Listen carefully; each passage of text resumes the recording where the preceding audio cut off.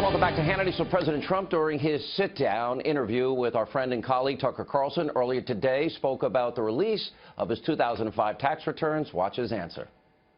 I don't know. I have no idea where they got it, but it's illegal, and you're not supposed to have it, and it's not supposed to be leaked.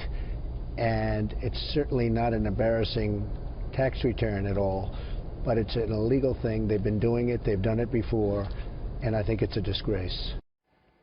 It was a disgrace and likely a felony, and earlier today, MSNBC's liberal Joe Scarborough suggested President Trump leaked the tax returns himself. Yes, liberal Joe tweeted, quote, "This one tax return is not bad for him because he cherry-picked one return from over a decade ago and had it leaked to the press." I guess the Russians went out in the dark at night and put it in some guy's mailbox. Anyway, the Trump camp released one positive tax return to distract from Russia hearings and Trump Care's meltdown. That's painfully obvious. NBC is now the network of bizarre conspiracy theories. Anyway, joining us with a reaction, author of the New York Times bestseller, also a new op-ed on FoxNews.com about the president's budget. That's former Speaker of the House, Fox News contributor, Newt Gingrich. You work with liberal Joe. I mean, I guess, you know, he's kind of jumped the shark a bit, and now he's into mad conspiracy theories. But, look, you know, yeah. When you get that look, I know something's coming. Go ahead. Look, if you go to the movies and you look at X-Men or you look at Transformers or you look at a whole range of these hero movies and these various wild action movies, you understand the mindset of a large number of Americans who can't think anymore. And all they want is noise and sound and action, and that's the modern left. I mean, Joe Scarborough used to be a much smarter guy, but the longer he stays at MSNBC, the more he seems to drink the left-wing Kool-Aid, and it gets to be kind of goofy. It's not ideological. It's just out of touch with reality. So let's start with what the president said, which I agree with 100%, but it's up to the president and his administration to follow through. It is a felony to release an Internal Revenue Service tax record. It's punishable by 5 years imprisonment, and they're going to have to start impaneling grand juries and tracking down people who are breaking the law. Let's be clear about this. This isn't about civil disobedience. This isn't about, you know, the public's right to know.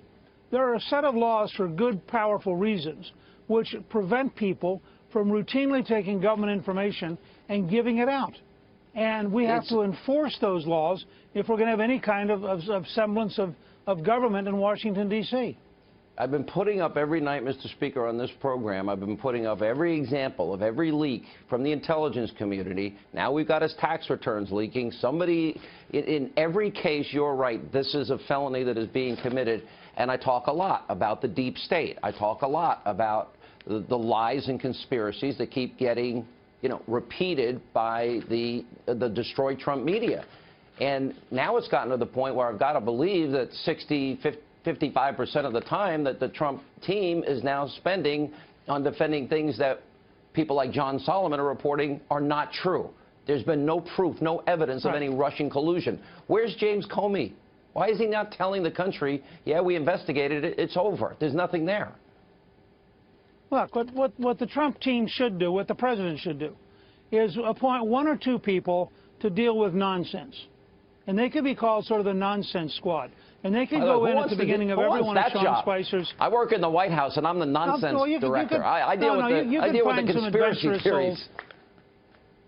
What? All I'm saying is they would go in and they would start Spicer's press briefing with a 5 or 10 minute list of that week's nonsense. Then they'd leave. Everybody else ought to focus on infrastructure, creating jobs, solving the health problem, the kind of things that matter to the average American. They should not allow the elite media to suck them into wasting their senior management time chasing a bunch of stories that are garbage. I mean, they ought to say, okay, here's the garbage patrol. Maybe they give it to the person they're mad at. You're now going to be punished. You're in charge of the garbage patrol. I don't care how they do it. You know, maybe they could go out and recruit Mitt Romney. I mean, there are a lot of different opportunities for service here. But what they should do is have a very small number of people whose job is conspiracy their job is to deal with garbage nonsense, and everybody else should focus on the real job. Look, a part of it's funny, but when you have the President of the United States, when you have a deep state bureaucrats, Obama holdovers, and you've got these lifelong, career bureaucrats that want to destroy the president and are breaking laws doing it, it's got to end. These people have to go. They have to be fired. It's hurting the country. The only way. And the only way it's going to end is either A, for Trump to cave in and surrender, or B, for them to root out, fire the people who are doing this, including career civil servants who are breaking the law.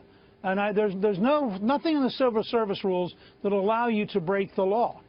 And I think they have to enforce it very aggressively. I think the odds of Donald Trump, the president, retreating and surrendering are about -1,000. So I don't see that scenario unfolding. Right. But you're right. A lot of people would say, well, it's a lot easier to just act like we're being president. I don't think that. I didn't see that tonight when he's speaking in Nashville, Tennessee. But we got to take a break. Well,